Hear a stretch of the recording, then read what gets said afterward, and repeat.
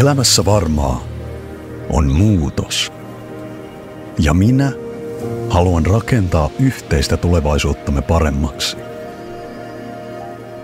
Mutta miten?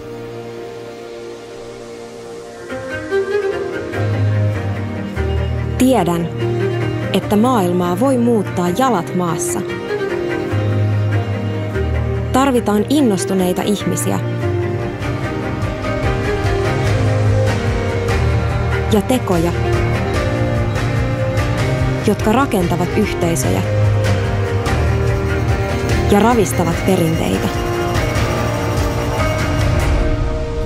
Jokaisen teoilla on merkitystä, sillä suuret matkat tehdään ihmisen kokoisin askelin.